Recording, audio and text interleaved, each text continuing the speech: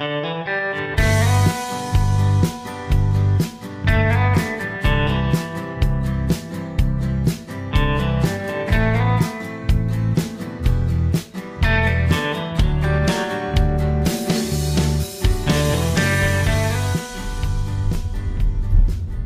mga paps, andito nga po tayo ngayon sa Nia Road para magbigay update nga po dito nga sa nangyayaring road widening nitong Nia Road, no? So ang plano nga po dito ay maaaring i-convert na ito into a 2x2 lane, no?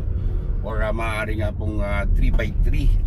Yung sa kaliwang side nga po natin mga paps, so, kanal po yan mga papi. At ang ginagawa nga po ngayon ay naglalagay nga po ng box culvert, no? Para nga po sa road widening ng Nia Road. At dyan nga rin po sa gawing kaliwa natin mga paps, somewhere, no, sa mga lupain na nakikita natin dyan, ay dyan nga rin po bubutas ng isa pang kalsada palabas naman dun malapit sa may Rotonda Bukandala, no? Yan nga po yung tawagin ay Imus bus line. Before that mga paps, kita nyo naman sa gawing kaliwa natin, kung mapapansin nyo may mga barracks dyan, ano? At may mga harang na nga po yung ibang bahagi dito for safety, dahil na nga po dun sa sinasabi natin na road widening, no? And going back nga po dun sa Rotonda Bukandala, yun nga po, no, may gagawing butas dun na lalabas ng Alapan na durugtong naman dun sa, actually gawa na yung kalsada na yun, no, palabas ng Rotonda Bukandala bago dumating po, no, sa Rotonda Bukandala. Iba pa po yung Vincula Avenue Extension mga papi. So yung mga papso, kita nyo naman po sa kaliwa natin na patuloy na nga po yung paggawa dito hanggang makalabas nga po ng karsadang bago. At later on makikita nyo nga rin po yung maaaring maging concept niya dyan sa may karsadang bago, on which nagawa na nga po yun, no, into a 2x2 lane, no? Ang isa nga lang po sa magiging issue ulit dito ay itong poste ng Meralco, syempre, no? At alam naman po natin na kadalasan ay hinuhuli nga po yan, inililipat na nga po yan habang or pagkatapos nga po magawa nung widening, no? So yan mga paps, napapansin nyo naman yung itsura na ngayon dito. At kasalukuyan meron pang gagawin na mga dito rin ginagawa, no? Fabricate yung box culvert, no, on site. And also mga papi, pansinin nyo yung nasa mga poste, yung mga utility wirings, no, yung mga internet, PLDT, kung ano man yan, ay maayos nga po yung pagkagawa niya, no, dahil kinumpul nga po yun or binandel, no, binuhol nang sa ganun ay hindi nga po siya nakalaylay at hindi nga po pangit tingnan. At ito nga po, no, yung isa sa mga magiging issue niya, ito mga poste na ito na ilipat nga po dun sa kabilang banda para hindi na nga po nakaharang sa kalsada. So medyo matrabaho po yan, no? Kailangan ng coordination dyan ng Meralco, nitong mga utility company, no? Dahil kailangan nga po i-rewire yan at i-transfer nga po dito sa dulo ng kalsada, no? Or sa side ng kalsada. So ito mga paps, no, itong area na ito, pansinin nyo nga po mga paps, dito sa Nia Road ay malawak na, no? Though hindi pa nga po natin magamit dahil nga po sa poste, no? And also yung mga paps, kung mapapansin nyo yung ating camera ay nakatutok sa kaliwang banda dahil nga po naandun yung majority ng pinakita natin. At unfortunately nakalimutan ko nga po yung aking stick, kaya hindi ko po makontrol yung rotation ng ating camera. And dito nga po, no, ito mga paps, iba manual ko na lang, ha. Itong sa kanan natin mga paps, may bakod na yan, SM yan mga paps, Hypermart.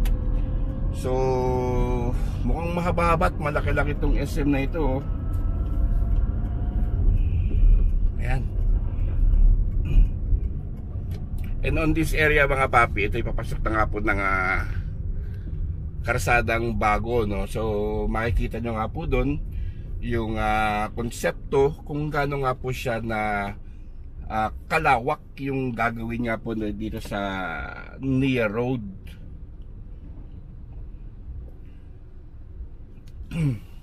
And mga paps, no, itong ang mga nakaraang araw, napansin ko lang mga papi, parang lumuwag sa excuse me.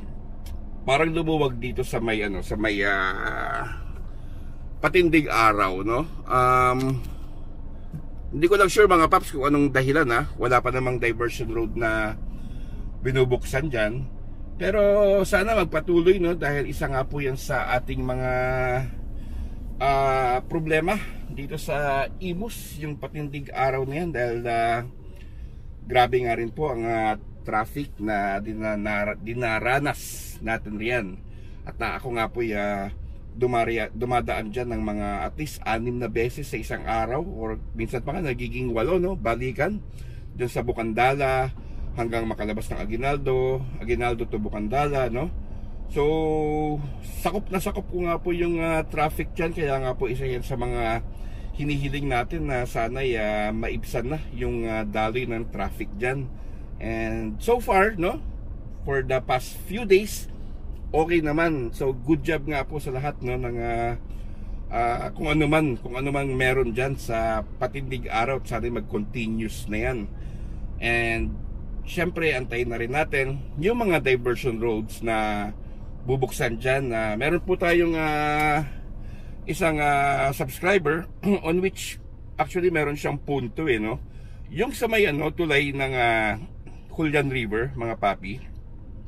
Ayun, si Federico Manubay, shout out to you, sir, no? Yung sa may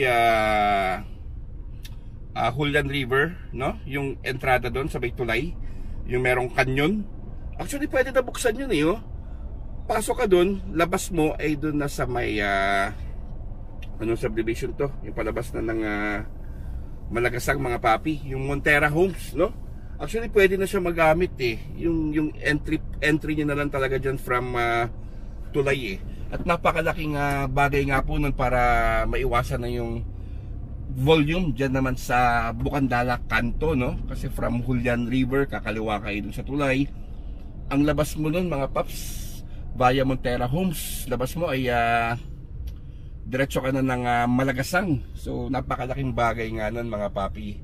Sana no, mapansin ng ating LGU yun, na maaari na nga buksan yun partially para mabawasan na nga yung volume ng sasakyan.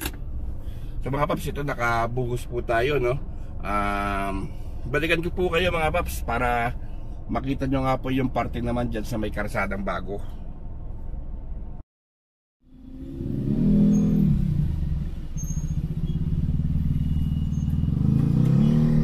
Okay, so yun nga mga paps, no, nagbuhos kasi dito at medyo natanggalan nga tayo sa pagtawid dito sa Karsadang Bago.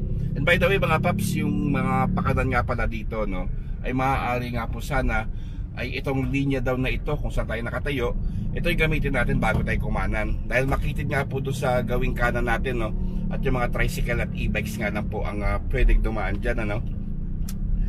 So yun nga mga paps, no, ano masasabi nyo sa buhos system, mga papi?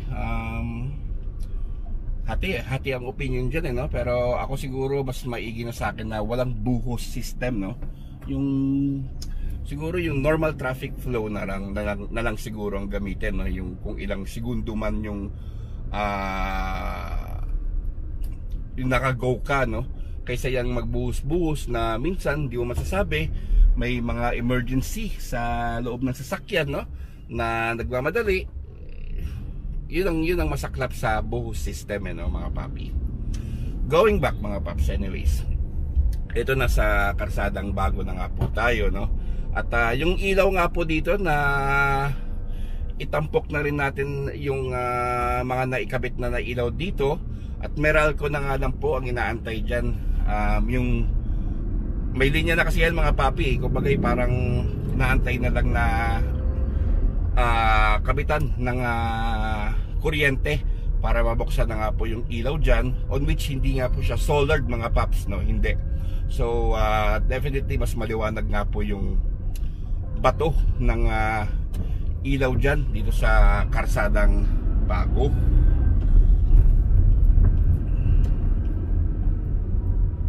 So ito na nga mga paps, ito yung sinasabi ko sa inyo na sana maging ganito yung alignment niya, no? Yung maging 2x2 lane, or kung kaya pa mas lawakan para meron nga po para sa mga pedestrian ay mas maigi.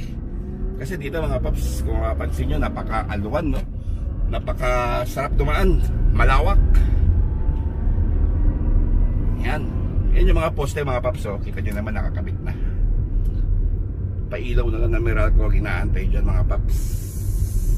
Okay, so yun lang po yung ating maiksing update para sa Nia Road, no? Road widening. Ating pong susubaybayan yan.